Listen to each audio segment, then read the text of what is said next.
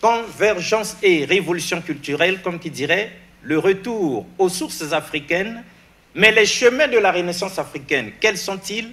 Et surtout, quand l'Afrique parle de l'Afrique à l'Afrique pour l'Afrique. Mesdames et messieurs, parce qu'il y en a trop nombreux qui parlent de nous, chaque fois mais contre nous, aujourd'hui, les filles et fils d'Afrique ont décidé de prendre à bras le corps leur propre destin, comme qui dirait, pour redire l'histoire afin que nous puissions comprendre d'où nous venons, où nous sommes et où nous allons. Dans cette série d'émissions dédiées à nos chefs d'État, à nos héros, au président de ce pays, le Congo, comme vous le savez, au départ, c'était le président Abbé Fulbert Youlou, puis nous avions eu le président Massamba Deba, ensuite il y avait eu le président Marion Ngouabi et le président Yombi Opango, ensuite le président Denis Sassou Nguesso, et nous savons qu'avec le vent de la démocratie qui était arrivé, le président Pascal Lissouba, et aujourd'hui le président Denis Sassou Nguesso, une fois de plus.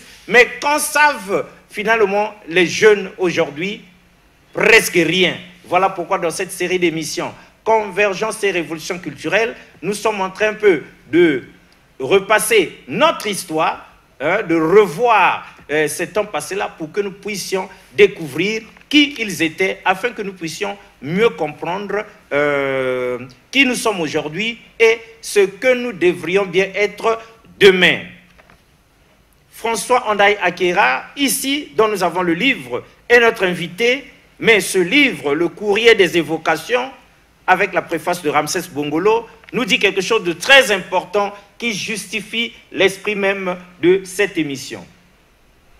Oublier ces héros, c'est faire preuve d'ingratitude.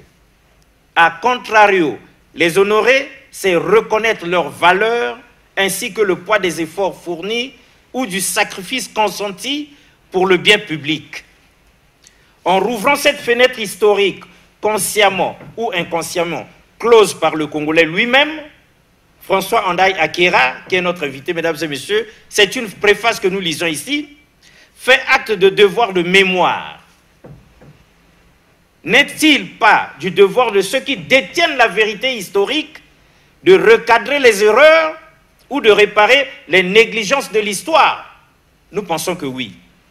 Les présents articles, qui sont dans ce livre évidemment, s'inscrivent dans cette logique réparatrice de recadrage et d'exhumation de la mémoire des héros nationaux. C'est à ce titre que François Andai Akera dit à juste raison, s'il vous plaît, un jour, quand les générations futures se pencheront sur les 3 journées d'août 1963, l'histoire reconnaissante érigera un monument à la mémoire de Pascal Okemba Morlende et ses compagnons, Julien Boukambu, Aimé Matika, Gilbert Pongo, Albert Tolé Nganga, Gondou et les autres pour avoir démasqué les prémices de l'arbitraire et montré la voie de la liberté au peuple. Chers invités, bonjour. Bonjour. Alors, pasteur, François Andai Akera, toutes nos excuses. Qui êtes-vous exactement par vous-même? Bien, je suis de formation ingénieur de télécommunications. J'ai fait même jusqu'au doctorat. Formation que j'ai obtenue dans un institut de l'Union soviétique. Présentement, je suis connu ici au Congo, dans mon pays, comme étant journaliste, écrivain. J'ai été député à l'Assemblée nationale, actuellement à la retraite. Et voilà, donc, je milite dans une association dite Solidarité plurielle pour la mémoire et la modernité du Congo. Nous aimons ça. Solidarité plurielle pour la mémoire et oui, la modernité du Congo. Mesdames et messieurs, c'est comme si nous entendions lui-même reparler donc le professeur Théophile Obenga qui disait, lors du 5e anniversaire de l'émission Convergence et Révolution culturelle, nous étions au centre culturel Zola. Le mal de l'Africain, c'est l'oubli. Nous oublions tout et ça nous cause du tort. Voilà pourquoi rien ne marche. Est-ce que vous êtes d'accord avec le professeur Théophile Obenga? Tout à fait, parce que dans la Bible, il est dit « Mon peuple meurt faute de connaissance. » Faute de connaissance.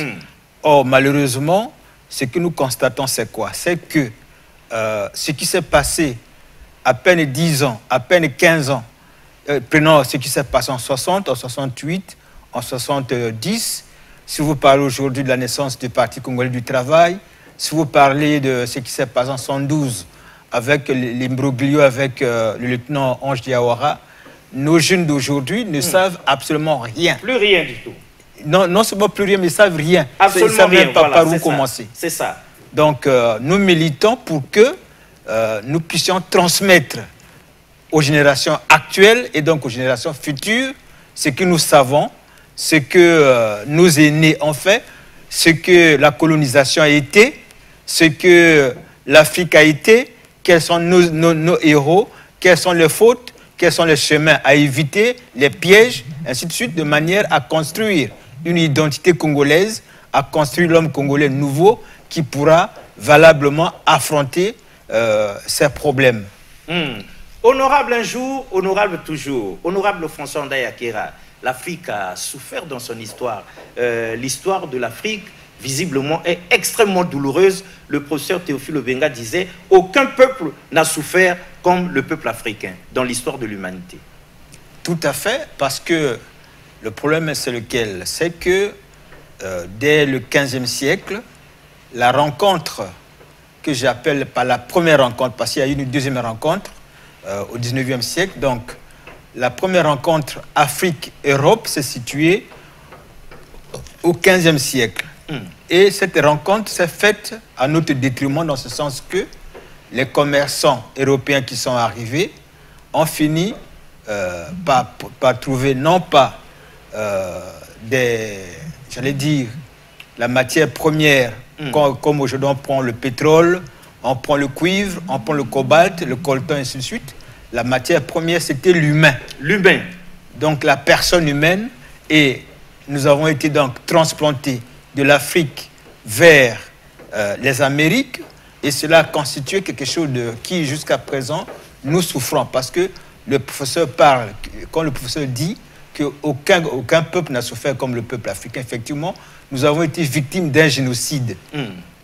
Non seulement nous avons été victimes d'un génocide, mais nous sommes jusqu'à présent dans le subconscient européen considérés comme des sous-hommes.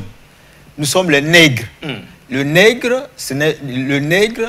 mot nègre vient du latin niger, qui est parti en portugais negro, en portugais comme en espagnol, mais en français, le mot nègre, c'est le mot noir.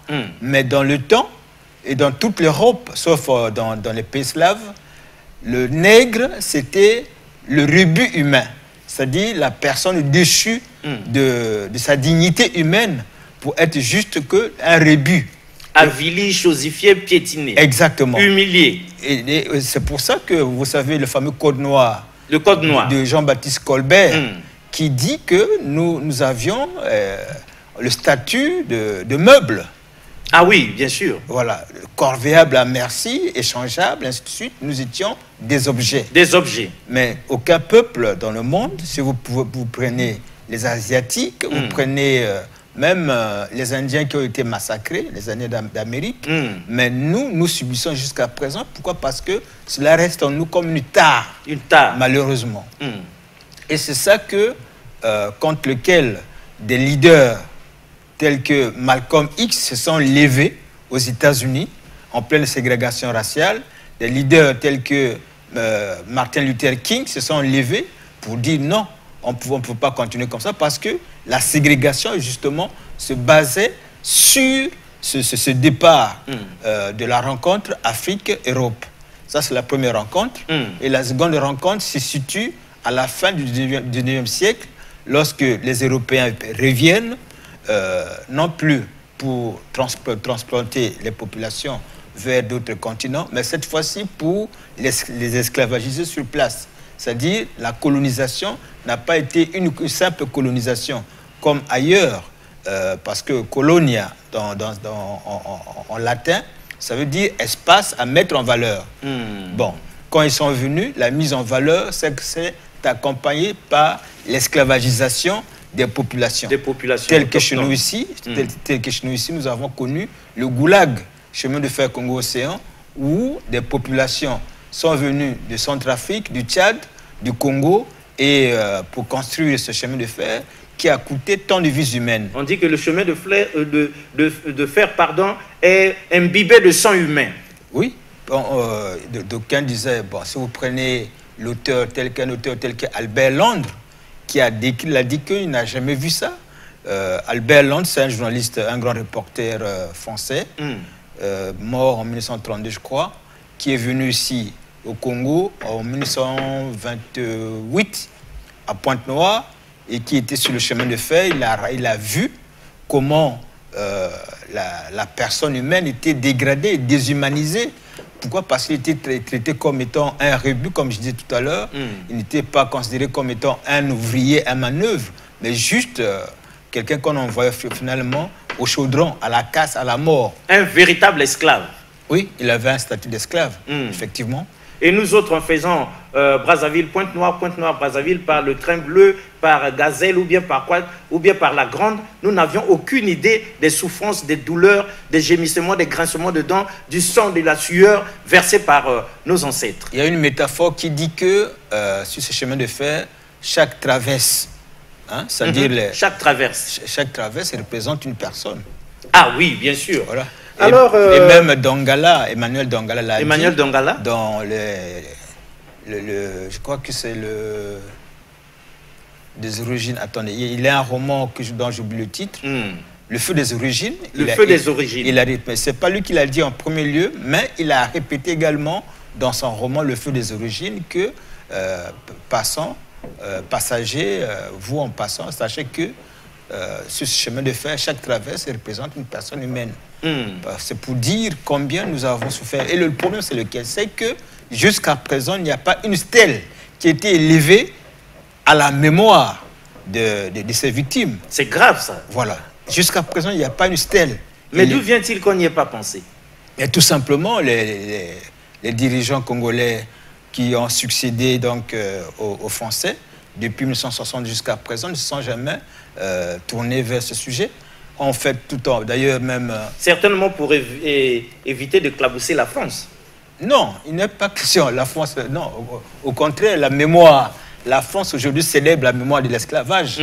Donc, et non seulement la mémoire de l'esclavage, vous savez ce qui se passe entre les Français et le Cameroun sur les massacres qui ont été commis au Cameroun, sur les massacres qui ont été commis à Madagascar. Un peu partout, cette mémoire est décolonisée, ravivée, regardée. Pourquoi? Mais parce et la vérité refait surface. Oui, mais parce que justement, c'était des personnes humaines. On les a massacrés. Bon, pour le président François Mitterrand, plutôt François Hollande, disait que c'est par rapport à leur culture qu'ils ont agi. Ceux qui venaient, parce que les Français sont, pas seulement les Français, ils sont d'une culture violente. Si vous prenez que la Révolution française, vous voyez que c'était vraiment de la violence. De la violence. Et ils sont arrivés en Afrique avec cette violence et ils ont rencontré des gens qui étaient plutôt pacifiques, auxquels ils pensaient amener une certaine civilisation, mais qui n'en était pas une, sinon que la civilisation de la violence, de la mort. Donc, aujourd'hui, si nos dirigeants ne ravivent pas la mémoire de nos parents, de nos compatriotes, des Africains qui sont morts sur le chemin de fer, c'est regrettable parce que, en opposition à cela, vous avez le gouverneur Raphaël Antonetti, qui était considéré comme un gouverneur cerbère, c'est-à-dire qui a érigé, qui a fait que, parce que c'était un arriviste terrible, il voulait absolument que ce chemin de fer se fasse selon ses normes, c'est-à-dire sans qu'on tienne compte du fait qu'il y a une certaine technicité, il y a une certaine expérience, qu'on ne pouvait pas faire la même chose, qu'il y avait un coût humain. Lui, regardez pas. Pour lui, il fallait 10 000 personnes. Il fallait obligatoirement tant de gens pour que vite le travail se fasse pendant qu'il était là sous son mandat.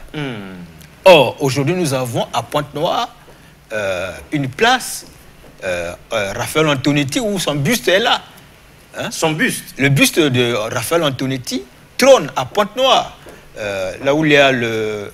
Bon, dans le temps, ça s'appelait Printania, un magasin, c'est Casino, je crois. Ah, peut-être bien. Oui, oui, il y a une place centrale à Pointe-Noire. À Pointe-Noire? Oui. Vers Casino, Bon, quand j'étais là-bas, ça s'appelait Printania. Je ne sais pas actuellement. Non, mais les Ponténégrins reconnaissent bien, ils savent bien de quoi vous parlez. Bien sûr, bien sûr. Donc, le Raphaël Antonetti trône là-bas. Non, mais on devait déboulonner ce... Mais effectivement, parce que notre histoire, quand bien même sous les différents régimes dits révolutionnaires, on a crié impérialisme, colonialisme, comme ça, on a abattu, néocolonialisme, oui. Mais dans les faits... Nous étions des gamins quand nous entendions ça. Oui, nous étions, effectivement, mais dans les faits, on n'a pas décolonisé. Hein, parce que on ne peut pas faire une révolution sans que les révolutionnaires aient une culture donnée. Non, impossible. Parce que la révolution, c'est que les vecteurs de cette révolution doivent être des détenteurs d'une certaine culture, qu'ils viennent raser, c'est-à-dire que c'est un passage, vous rasez ce qui était là, qui est mauvais, n'est-ce pas, pour remplacer par des valeurs nouvelles, novatrices, culturellement avancées, et que vous pouvez opposer. Or, dans le fait, depuis dès 60, si vous prenez que de 63 à 90, à décembre 90, où le régime révolutionnaire a existé, mais on a parlé, mais sans vraiment tenir compte qu'il y avait ça. Regardez un peu Bakongo. Si vous prenez Bakongo, vous allez retrouver la rue Fournier. Mais le lieutenant Fournier n'est autre que celui qui avait décapité notre héros, Bouetambongo. Bouetambongo, ne dites pas ça. Mais bien sûr, il y a la rue Fournier à Bakongo. Oui, mais certainement que nos parents qui sont là-bas, les jeunes, ne savent pas ce que signifie rue Fournier. Oui. Fournier, ils ne savent absolument rien de ça. Mais si vous prenez le stade Marchand, Marchand n'est pas celui qui a tué Mabel Manganga? Non, attendez, on est dans du sérieux, François Ndayakera. mais lisez. Mais il y a bien des historiens dans ce pays. Mais le problème, c'est que notre histoire n'est pas écrite, et surtout, il y a beaucoup de choses qui sont occultées. Ou encore, les historiens n'ont pas tiré la sonnette d'alarme pour dire à l'homme politique, aux décideurs, attention, là il y a du Fournier, là il y a du Marchand. Que normalement, ça ne devrait pas être. Mais Marchand... Là, il y a du Antonetti encore. Ça devrait être balayé. Mais il n'y a pas que cela. Allez-y. À Bakongo, la plupart des rues portent des noms français. Mais je ne veux pas dire que tous ces Français sont mauvais. Pas tous, mais pour la plupart. Voilà. Il y avait des grédins qui ne méritent pas d'être là. Des bandits de grand chemin. Oui, non, ça dit des gens qui nous ont fait du mal. Qui nous ont fait du mal, énormément. Mais qui comme vecteur dans la colonisation, vecteur de la colonisation, ils avaient rendu service à l'État colonial français. Mais nous, en tant que pays indépendant qui avons subi cette colonisation, dont les grands-parents ont souffert de cette colonisation, nous ne pouvons pas accepter que ces gens continuent de porter, que nos rues, nos avenues continuent de porter leur nom. Pourquoi? En mémoire de quoi? Et que nos enfants, nos petits-enfants soient en train inconsciemment de les honorer. Exactement. D'honorer leur mémoire. Exactement. C'est comme le buste dont je vous parle de Raphaël Antonetti, qui est à Pointe-Noire. Attendez, on va vous poser la question. Ça veut dire quoi cette histoire-là? Voilà. Raphaël Antonetti n'est-il pas le gouverneur Cerbère? N'est-il pas celui qui... D'ailleurs, c'est lui sous Raphaël Antonetti que les Balou Constant, Pierre Kinzonzi et un autre là que j'oublie le nom, je crois que c'est... Bon, attends, je me souviens de son nom. Les 3 délégués que Machoua avait envoyés pour faire que les parents puissent faire des collectes et aider l'amicale des ressortissants de l'Afrique équatoriale française, qui est la première ONG congolaise fondée en France en septembre 1926 par André Grenat Machoua. Et c'est suite, lorsque ces 3 délégués sont arrivés dans le pool, et ils ont expliqué le but, ils ont expliqué que leur vécu en France était complètement différent c'est-à-dire que le peuple français, le peuple porteur de cette colonisation, se comportait différemment d'eux par rapport aux Français qui étaient ici à Brazzaville. Et ceux qui étaient ici à Brazzaville se sont sentis démasqués, les ont fait arrêter. Et puis bon, voilà, monsieur Raphaël Antonetti a écrit au gouverneur des colonies, plutôt au ministre des colonies, pour demander à ce que Machoua fût arrêté. Non seulement arrêté, mais envoyé ici, à Brazzaville, pour être jugé. Alors qu'il était de citoyenneté française, il avait acquis il avait même acquis la citoyenneté française. Et le texte disait, comme d'ailleurs à Rome, on ne peut pas juger un citoyen romain en dehors du territoire des lois de l'État, des lois romaines. Des lois romaines. Bon, alors, qu'est-ce qui s'est passé dans le cas de Machoua? On l'a trimballé ici au Congo comme indigène. On l'a jugé au tribunal des indigènes. Là, derrière le bâtiment central de la mairie, là, il y a encore un bâtiment qui est face au fleuve. Là. Ce bâtiment est là depuis 1912.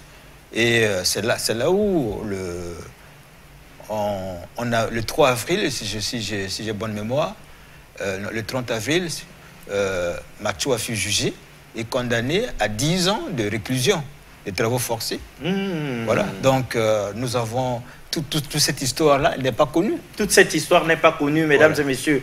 Nous arrêtons un peu le train de ce grand journaliste, essayiste, poète et romancier, François Ndai Akera, en tout cas que nous avions pris seulement comme ça, comme un cheveu dans la soupe, nous sommes tombés dans son assiette pour dire mettez-vous à table. En tout cas, il faudrait bien que vous nous disiez des choses et d'autres. Pour que vous compreniez, mesdames et messieurs, c'était sur ce même plateau qu'on avait rendu hommage au président abbé Fulbert Youlou avec Dieudonné Antoine Gonga. Et cela a été fait en 2 épisodes. Et nous avions aussi, avec toujours Dieudonné Antoine Gonga, rendu hommage au président Alphonse Massamba Deba. D'ailleurs, c'est encore en suspens, la première partie. La deuxième partie est en attente, le temps que le ministre Dieudonné Antoine Gonga nous revienne. Et après Massamba Deba, il était de bonne loi, c'est tout à fait logique que nous nous penchions sur le président Marien Ngouabi. Voilà pourquoi, sur ce plateau, nous avions convoqué donc François Ndai Akera. Bien sûr, dans les coulisses attendent leur tour Constant Ibarapeya, sinon Roch Nyanga. Donc on en aura pour peut-être 3 épisodes pour parler de ce président, pas comme les autres, de la même manière que nous avions parlé d'Alphonse Massamba Deba et du président Fulbert Youlou. Alors, vous aviez évoqué, nous l'avions fait d'ailleurs, la douloureuse histoire de l'Afrique. En tout cas, ce n'est que on a fait que mettre une pause parce que visiblement on vous fera revenir pour que nous revisitions la colonisation, que nous revisitions les rapports entre ceux-là qui étaient venus accaparer notre pays et nous autres qu'on avait appelés indigènes. Nous entendons aussi des choses comme évoluer, nous entendons l'indigénat, on ne comprend pas des choses comme ça. Nous entendons, il s'est passé plein de choses dans ce pays. Nous entendons que nous étions moyen Congo, puis un jour on nous fait célébrer aujourd'hui la République. Donc tout ça, ça s'embrouille dans la tête de la jeunesse. On se demande bien ce que ça signifie. On vous fera revenir pour ça. Mais aujourd'hui, on se penche sur le président Marien Ngouabi. Une question. Mesdames et messieurs, cette question, parce que nous disons avec France Fanon, l'Afrique a la forme d'un revolver dont la gâchette se trouve au Congo. Seulement ce Congo, François Ndai Akera, le professeur Théophile Obenga dit, l'histoire de ce petit Congo, de ce petit pays qu'est le Congo, est trop sanglante. Est-ce que vous êtes d'accord avec le professeur Théophile Obenga?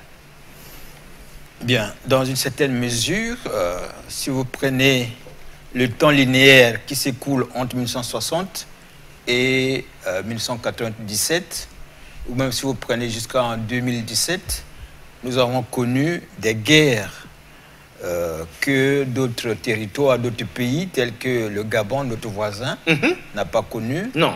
Bon, et d'autres pays, vous prenez le Sénégal, ils n'ont pas connu toute cette effusion de sang que nous avons connu. Donc, c'est une histoire sanglante, mais elle s'est ensanglantée surtout à partir de 1993. Ah. Parce que de 1993 à 2003, nous avons une décennie de feu, une décennie sanglante. Bon, et à partir de 2003, où il y a eu, on va dire, entre guillemets, comme une trêve dans la guerre de Poule, et puis voilà, en 2016 encore, ça a repris de 2016 à 2017, oui, nous avons eu des épisodes vraiment regrettables qui font que, sans compter qu'avant ça, nous avons eu, dans les années 60, des épisodes sanglants, là où des leaders politiques et administratifs furent assassinés. Ça a causé un gros traumatisme.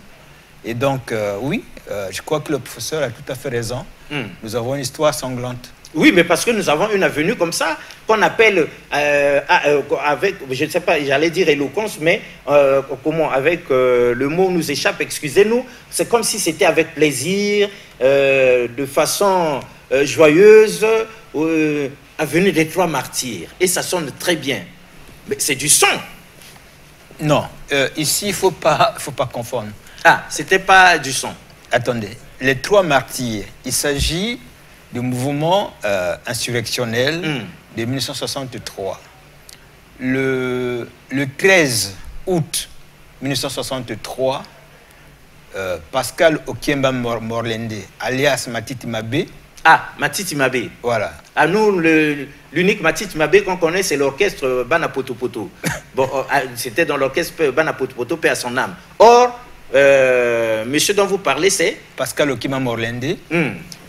Pascal Okiemba Morlende, qui fut le leader incontesté, incontestable de la révolution de 13, 14, 15, 63. Donc, le 15 août 63, le 13 août 63, après le meeting qu'il avait tenu à la place de la gare, la place de la Liberté donc, il mène la population insurgée à la prison. C'est la maison centrale de la prison de Brazzaville. Ce que nous appelons maison d'arrêt là. La maison d'arrêt centrale de Brazzaville. Il amène la population là-bas et pour libérer les syndicalistes qui y étaient détenus. Lorsqu'il arrive, il y a opposition avec les gendarmes. Et pendant que les émeutiers attaquent la prison, il y a eu des morts. Il y a eu, en fait, il y avait eu 3 morts sur place, mais il y a un 4e qu'on a oublié qui était mort à l'hôpital. Ah, donc ça devrait être l'avenue des 4 martyrs. Oui, parce que cet élément est très important. 300 morts sur place, mais il y en a un qui était mort à l'hôpital. Oui, oui. Et l'histoire l'a oublié complètement. Oui, oui, oui. C'est un épisode très intéressant. Je crois que c'est le sociologue Basengisa Nganga qui en parle. Si ce n'est pas lui, c'est un autre écrivain qui a relevé ce fait qu'en fait, il n'y avait pas eu 3, mais 4. 4. Voilà. Celui-là, c'était un monsieur de, je crois, de Mosaka. Et le prénom, c'est Honoré, mais j'oublie maintenant la suite. Le nom. Voilà. Et lui, il était mort dessus de ses blessures. Donc, ces gens, il y a par exemple Sondé, le Pierre Ntité, Sondé, et puis un 3e là, qui sont tombés, Massamba, je crois, il y avait Sondé, c'était Massamba, qui sont morts, c'est-à-dire pendant que Okiemba et les siens, les émeutiers, tentaient de prendre la prison. Et ça, là, ça n'a rien à voir avec Poabou, Machokota et nous entendons... Masweme. Poabou, Machokota, Masweme, c'est autre chose. Non, Poabou, Machokota, Masweme, ça, ce sont des victimes de la nuit du 14 au 15 février 1965. Une nuit sanglante, violente. Oui, ça, c'est autre chose. C'est autre chose. Mais c'est du sang des Congolais. Oui, ça, c'est autre chose. Tout comme les 4 martyrs, tout comme ces 3-là, c'est du sang du Congo, n'est-ce pas? Voilà. Pourquoi on les appelle des martyrs? Mais parce que ce sont des gens qui sont morts pour la cause de la révolution. Oui. Voilà. Au moment où la ville s'est révoltée, parce qu'il faut dire que la révolution de 13, 14, 15 août, contrairement à ce que les gens racontent, mais c'est toute la ville de Brazzaville, c'est une révolution intra-ethnique.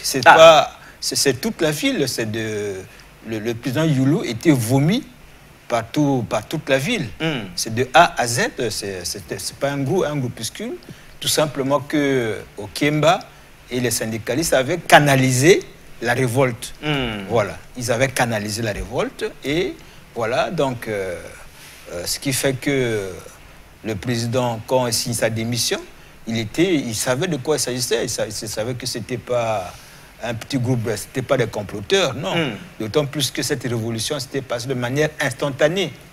C'est ce qui fait que même par la suite, les syndicalistes qui sont à l'origine du soulèvement aient perdu le contrôle parce qu'ils ne s'étaient pas entendus, a priori, sur ce qu'il fallait faire une fois le pouvoir conquis. Voilà. C'est ce qui fait que dans la nuit du 15 au 16 août, le président Massamba Deba, qui se trouvait en ce moment à Boko, qui n'avait pas participé aux événements, se retrouve comme par miracle chef du gouvernement provisoire. Exact.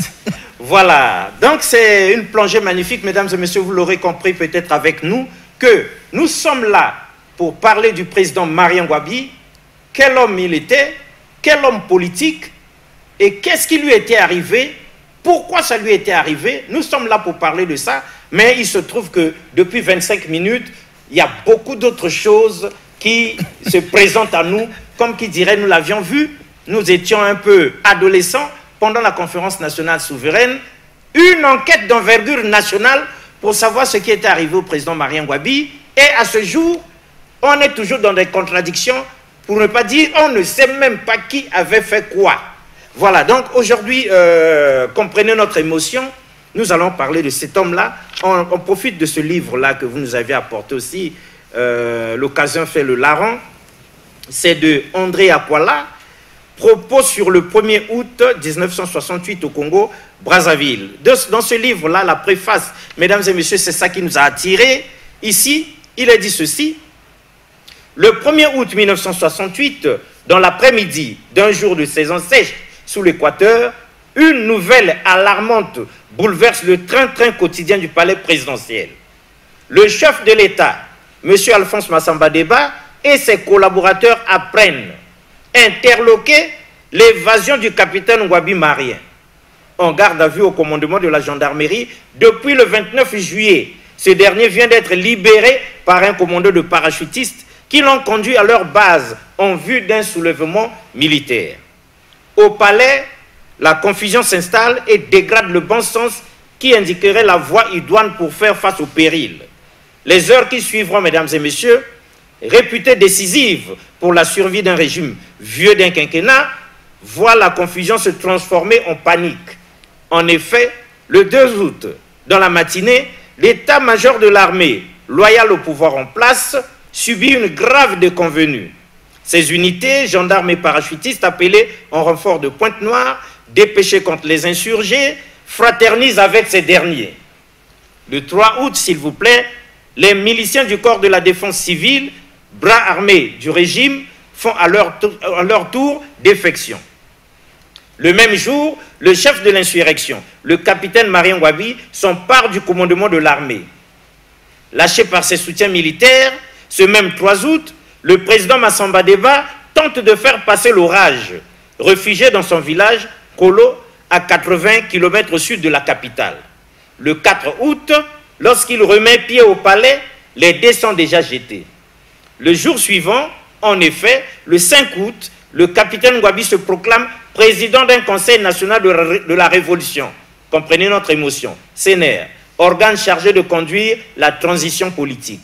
Un filet anti-secousse est aménagé pour le chef de l'État en exercice, auquel on attribue une place de membre de droit dans ce nouvel organe.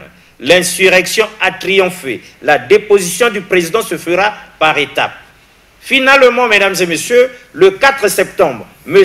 Alphonse Massamba Deba, qui aura bu le calice jusqu'à la lie en ce mois d'août 1968, désabusé mais lucide, se défait du mandat présidentiel. Le capitaine Marien Ngouabi lui succède à la tête de l'État congolais. Alors, François André Akera, s'il vous était donné de nous conter Marien Ngouabi, que diriez-vous? Quel homme était-il, Marien Ngouabi? Qu'en savez-vous? Bien, merci d'abord pour cette préface que vous venez de lire. J'ai écrit cette préface... Ah, c'est vous qui l'aviez écrit? Oui, bien sûr. Et vous l'aviez écrite, oui. Oui, j'ai écrit cette préface qui accompagne le livre posthume. Posthume? Oui. Ah, Ce livre, ce sont les mémoires posthumes que j'ai publiées à titre posthume de le sergent-chef, enfin le capitaine Akwala. Dites-nous en 2 mots. Quand il est mort, il est mort en 83, en 1983. Le sergent-chef, le capitaine Akwala, si vous voulez, était un parachutiste et il fut la pièce maîtresse de l'arrivée au pouvoir du capitaine Marien Ngouabi le 1er août 1968. Parce que contrairement à ce qu'on parle du 31 juillet, eh bien non, le 31 juillet, c'est un mythe, c'est une légende. Nous avons toujours entendu Marien Ngouabi, l'homme du 31 juillet. Oui, malheureusement, il y a cette faute qui s'était... Encore une faute. Oui. De votre génération.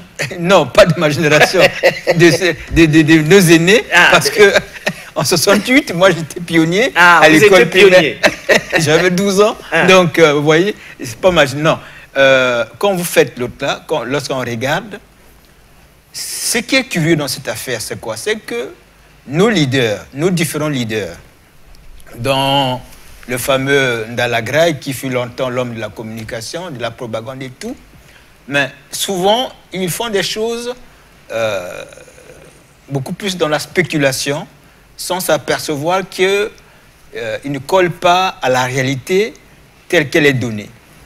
Dans le cas présent du 1er août 68, j'ai eu à discuter avec des gens qui ont vécu l'événement, qui disent non, non, non, ça s'est passé le 1er août 68. Ça s'est passé plutôt le 1er août 1968. Il y a un aîné, Guy Romain Kinfoussia. Voilà, que nous connaissons. Oui, qui une fois, j'étais en face de lui, il dit non, je me souviens pas ce jour-là, moi je reviens de la France, on était à l'état-major, ceci, cela, ça s'est passé. Bon, il a raconté, bon, j'ai dit, ben, grand frère, la vérité reste la vérité, malheureusement, c'est que moi je dis, hein, en tant que cadet, je ne l'invente pas, je lis. Et aujourd'hui, vous, monsieur Alexis Bongo, allez-y à la semaine africaine, vous prenez la semaine africaine du 25 août 1968. Et là, vous allez avoir tout le film de l'événement. Hein, et qui commence le 1er août 1968. C'est écrit noir sur blanc. Le défilement de tous les événements, c'est le 1er août 1968.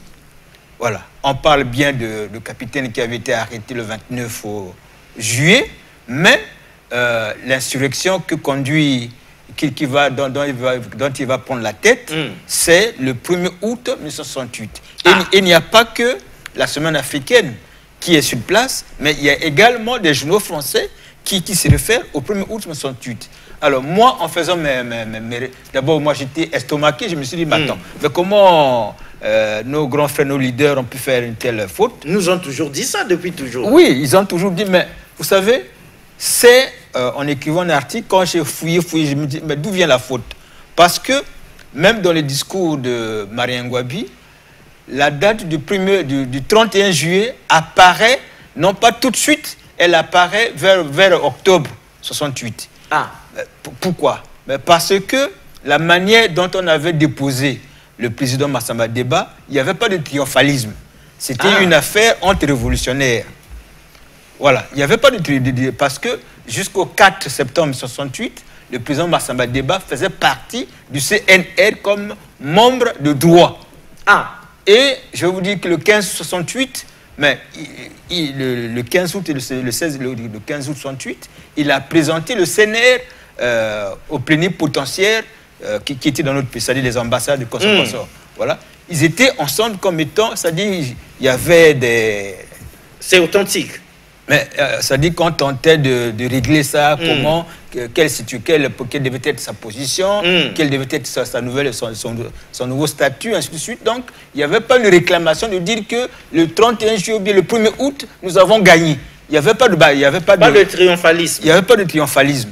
Donc, ce qui fait que, je vais vous dire, dans notre presse, hein, à partir du 1er août, même dans la semaine africaine, vous pouvez fouiller, c'est le 12 septembre.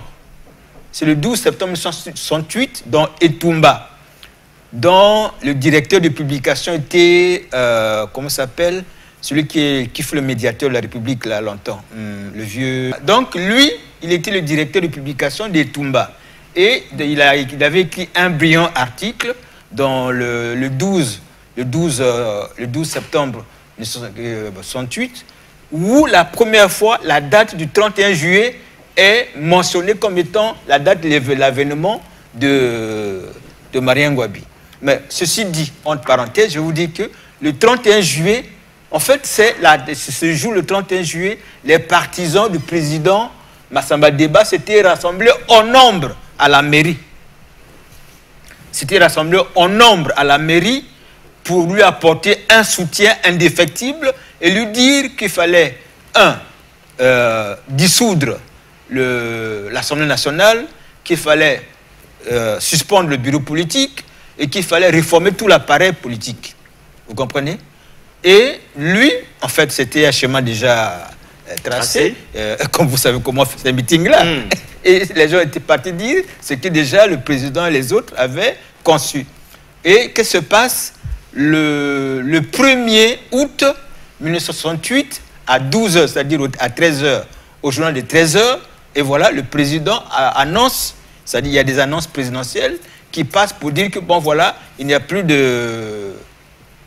d'assemblée, donc dissolution de l'Assemblée, suspension du bureau politique, du comité central, consort, toutes les décisions qui avaient à l'époque qui étaient apparues comme étant inconstitutionnelles. Bien. Et donc, en fait, le président tentait un coup d'État constitutionnel ce jour-là. C'est ce qui va faire même la réussite du coup du président Marien Ngouabi, du capitaine Ngouabi à l'époque. C'est justement cette situation-là qui fait mais quand vous dites le président tentait un coup d'État constitutionnel, de qui parlez-vous? Je parle du président Massamba Deba. Ah. Justement, je voulais dire que le 31 juillet n'est pas la date d'arrivée au pouvoir du capitaine Ngouabi.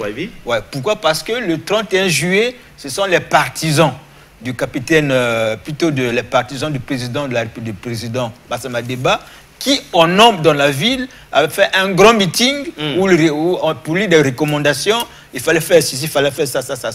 Et le jour suivant, le président, prenant acte de ce qui avait été proposé, des recommandations, il va passer donc à la vitesse supérieure et faire proclamer cela à la radio. Bon, je dis que c'était considéré comme un coup d'État constitutionnel parce qu'il n'avait pas la capacité tout seul de dissoudre, je crois, le comité central. Bon, il y a le comité central de MNR. Surtout la suspension du bureau politique, il n'en avait pas la capacité constitutionnelle. Et donc, voilà, à midi, il y a cette situation de chaos. Donc, tout un personnel politique qui était mis KO. Maintenant, qu'est-ce qui se passe? Maintenant, vers ce que vous venez de lire, vers 16h,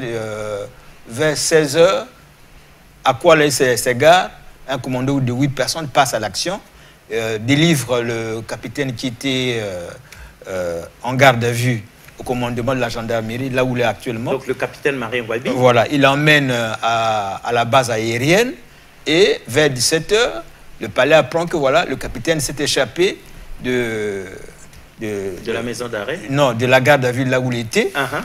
Et c'est la panique que vous venez de lire. Donc, c'est comme ça que ça commence. Ça commence le 1er août. Ça ne commence pas le 31 juillet, mais le 1er août, dans l'après-midi, en fin d'après-midi d'ailleurs. D'accord. Alors, cela étant, avant que les décideurs, les historiens, les pouvoirs politiques, les politiques décident de retoucher ça, s'il vous était donné, comme quelqu'un disait, revenons à nos moutons, est-ce que vous avez constaté avec nous que nous voulons parler de Marien Ngouabi, mais c'est comme s'il nous fait parler de beaucoup d'autres choses, parce qu'il y a beaucoup d'autres choses qui doivent s'installer d'abord pour que l'on comprenne. Donc, du coup, l'histoire de Marien Ngouabi est rattachée à beaucoup d'autres choses. Et voyez-vous, mesdames et messieurs, ce président assassiné un jour dans la droite ligne des morts qui l'ont précédé déjà. Il y en a eu qui sont décédés, qui ont été assassinés en quelque sorte avant lui. Puis un jour, ce fut le tour de celui-là qui était président. Alors, quel homme il était? Bien, attendez, on va plutôt commencer par dire que le président Marien Ngouabi était né le 31 décembre 1968. En tout cas, au moins officiellement, c'est la date à retenir. Non, 1968. 1938. 38.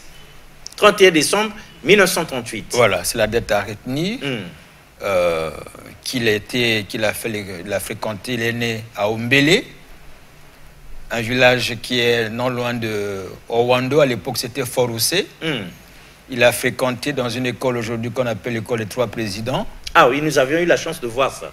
Voilà. Ça existe encore, nous l'avions vu il n'y a pas longtemps. Tout à fait. Elle a été réhabilitée, l'école des 3 présidents, dans le sens qu'il a été là avec Yombi Opango. Et puis le jeune Sassou également est passé par là. Bon. Pour que tout le monde comprenne, l'école des 3 présidents est appelée ainsi, parce qu'elle a fourni comme ça au Congo 3 présidents. Voilà. Donc, Marion Ngouabi a fréquenté là, avec Yombi Opango. Yombi a fréquenté là, et Sassou aussi, le président Denis Sassou Nguesso, plus tard, est passé aussi par la même école primaire. Du coup, elle devient l'école des 3 présidents, de façon exceptionnelle. En 1953, il est rentré à l'école générale Leclerc. Voilà. Puis, bon, par la suite, il est allé en France, où il était à l'école, comment on appelle, j'oublie le nom là, la fameuse école qui forme à Saint-Cyr, voilà. Il était à Saint-Cyr. Bon, il est sorti là-bas, jeune officier, puis on l'a dirigé vers le Cameroun. Il est revenu ici au Congo, on l'a dirigé vers le Cameroun, ainsi de suite. Bon, voilà. Et il était à un moment chef de la place de Pointe-Noire, chef militaire de la place de Pointe-Noire, de la garnison Pointe-Noire. Ensuite, il s'est trouvé que en 1965, le président Massamba Deba, qui se trouvait en visite là-bas, l'avait remarqué et conseillé, il me semble, par Barthélemy Kikadidi. Bon, il l'a fait venir à Brazzaville parce qu'à l'époque, il avait un souci avec la défense, enfin, les GMNR qui faisaient régner la terreur. On avait besoin de quelqu'un de solide pour mettre de l'ordre au niveau de la ville. Et donc, le capitaine Ngouabi était monté à Brazzaville pour essayer un peu de redresser cette histoire des miliciens qui faisaient un peu de tout. Nous entendions ça, nous étions gamins, la GMNR. Voilà, bon. Et une fois sur place, il y a eu de petits soucis au niveau politique, dans ce sens que il s'est trouvé en contradiction avec le président Massamba Deba, dans ce sens que l'élément, comme vous avez sur ce plateau de dire que à quelque chose malheur est bon. À quelque chose malheur est bon. Voilà. Il y a eu un moment d'indiscipline. Hein, il faut le dire comme ça. Il y a eu un moment d'indiscipline. Le capitaine Ngouabi, le capitaine Raoul et d'autres étaient membres du comité central de MNR. Et au cours d'une session qui s'était déroulée au mois de février 1966, le capitaine avait eu un problème d'indiscipline parce que dans l'armée, dans tous les pays du monde, l'armée est en sous-ordre. Vous pouvez être général, maréchal, mais devant un président, vous êtes en sous-ordre. Ah.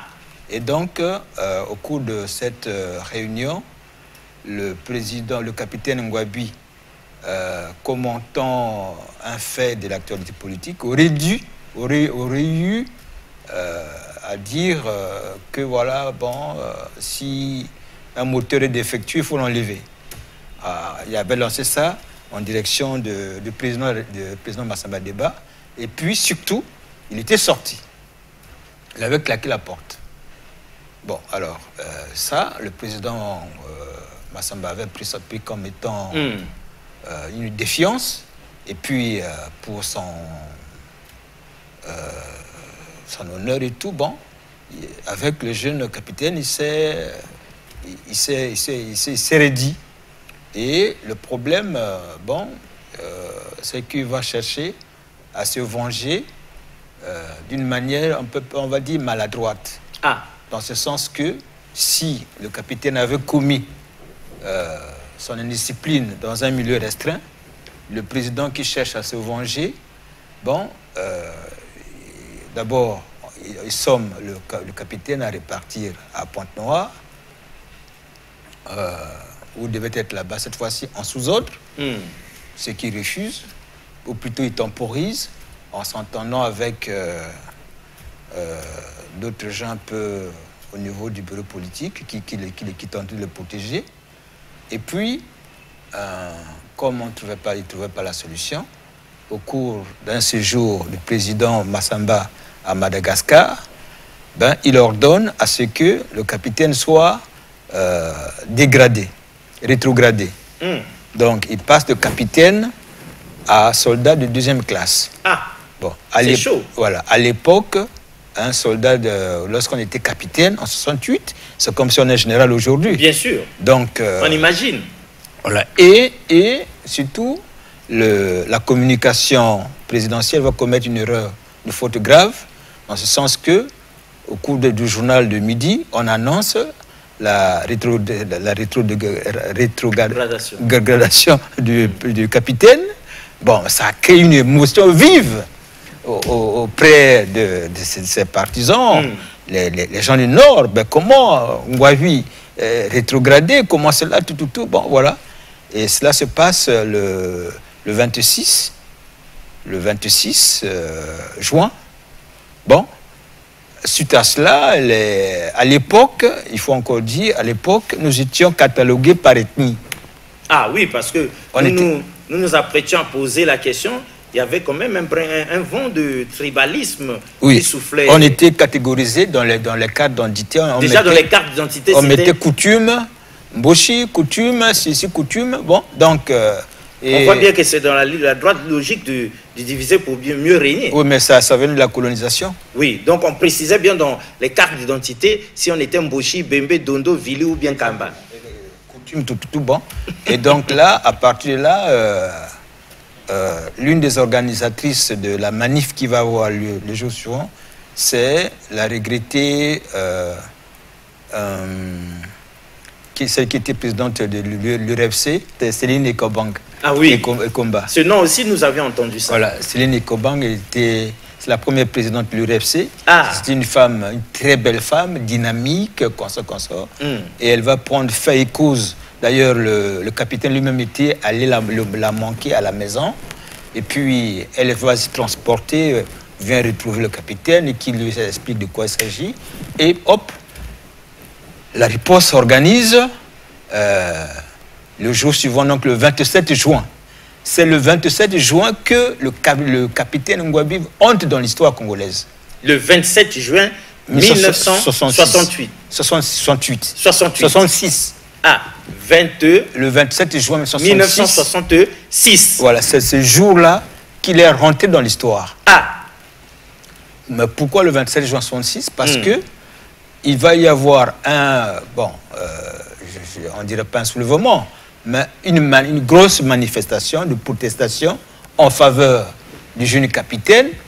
Donc, Poto, Wenze Mungali, consorts, qui battent le trottoir, descendent en ville jusqu'à... parce qu'on pensait que le bureau politique se réunissait là où se trouve... c'est-à-dire... si tu sais là où se trouvait Etumba entre-temps. Etumba, nous étions des gamins. Bon, là, c'est-à-dire, en allant vers le palais présidentiel, le palais du plateau, en allant, il y a le ministère de la Culture. Oui, on voit le ministère de la direction générale du livre, n'est-ce pas? Il y a une voie qui bifurque, c'est l'avenue Charles de Gaulle. Ah. Mais non, tout juste en face, là. En face, c'est-à-dire là, en face de la bifurcation, en face de la direction générale du livre, il y a là, je crois que c'est actuellement le truc des marchés d'État, les marchés publics, c'est tout quelque part là. Ah. Donc là, il y avait le bureau politique du MNR qui devait siéger là-bas. La population est allée là-bas pour saccager complètement les bureaux les locaux du bureau politique du MNR, lequel s'était réfugié au stade de la Révolution. Bon, le président Massamba se trouvait à Madagascar et c'était le premier ministre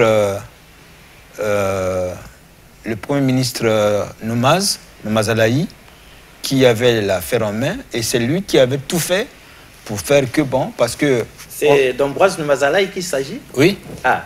Ben, en fait, c'est en l'écrit Nomaz Alaï. Hein. Ah, Nomaz Alaï. Voilà. Bon, donc, c'est lui qui avait tout fait pour déjouer, pour faire que...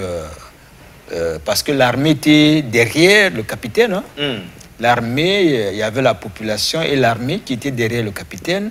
D'ailleurs, dans ses mémoires, dans un de ses textes qui est dans son livre « Vers la construction d'une société socialiste », il lui dit que le 27 juin, s'il avait voulu, 1966, s'il avait voulu prendre le pouvoir. Ah.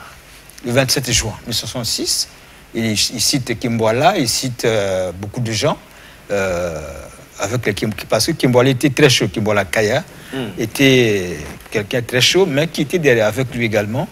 Et ils étaient prêts à prendre le pouvoir, mais il avait empêché que cela se fasse. Mais ceci dit, il y avait également la JMNR, mais plutôt la défense civile. La défense civile. Avec Ange Diawara comme commandant de la défense civile, qui était sous les ordres de Ambroise Nomaz Alaï, et qui donc avait empêché, qui s'était opposé à toute velléité de prise de pouvoir par l'armée. Et par la suite, il y a eu même un camp. Il y avait un camp de la défense civile qui était au Djoué, qu'on appelait camp Lénine. Maintenant, il y a un autre camp qui était là où se trouve actuellement le palais du Parlement, le palais des congrès, le ministère des Affaires étrangères, qu'on appelait par le camp du 27 juin. Très bien. François Ndaye Akera, en tout cas, il y a à boire et à manger. Mesdames et messieurs, ce n'était qu'une introduction. On vient à peine de planter le décor. Comme qui dirait, on va plonger dedans. En tout cas, on garde François Ndaye Akera avant de faire appel à Constant Ebara Peya, sinon à Roch Nyanga. On le garde encore sur 2 ou 3 épisodes parce qu'il y a à boire et à manger. Mes dernières questions, et vous avez 2 minutes pour répondre parce qu'on est arrivé à la fin de cette première partie. Marien Ngouabi, en question. Un homme de paix ou un vat en guerre? Bon, Marien Ngouabi était profondément un homme de paix. Ah. Il était profondément un homme de paix. Et je dirais non seulement un homme de paix, mais un patriote que nous regretterons toujours. L'immortel Marien Ngouabi. Parce que lorsqu'il s'agit de punir des gens qui s'étaient levés contre lui, je vais prendre le cas patent, par exemple, du président Bernard Kolela. On reviendra sur ça dans la deuxième partie de cette émission. Oui, paix à son âme. Il a eu pris les armes à la main, il a eu à dire non, pas question. Moi, en tant que capitaine... On dit que tout le peuple criait au poteau, au poteau, au poteau. Il s'était opposé à ça. Voilà, il y a eu son cas. Bon, le cas de Kinganga est différent que Kinganga, les armes à la main, a combattu contre notre armée. Très bien, vous nous direz aussi, les Kinganga, les Diawara et tout ça, vous nous direz dans la deuxième partie de cette émission. Sauf que, mesdames et messieurs, nous arrêtons le train en marche parce qu'on est devant une bibliothèque, visiblement. Merci à Roch Nyanga de nous avoir conseillé François Ndaye Akera, que nous ferons revenir dans la deuxième partie de cette émission. Mais il se trouve que ce président qui était un homme de paix fut assassiné un jour. Nous étions à l'école primaire quand nous avions entendu qu'on a assassiné le président Marien Ngouabi et nous voyons tous les parents en larmes de l'Est à l'Ouest, du Nord au Sud du pays. Cet homme de paix avait été assassiné, paraît-il, pendant qu'il était en train de manger. Il était visiblement 13 ou 14 heures. François Ndaye Akera nous dira dans la deuxième partie de l'émission. L'objectif, c'est de savoir comment on peut assassiner un chef d'État, un président en exercice. C'est ça la grande problématique que nous allons creuser dans la deuxième, sinon la troisième partie de cette émission. En attendant, au revoir et à la prochaine. Merci beaucoup une fois de plus.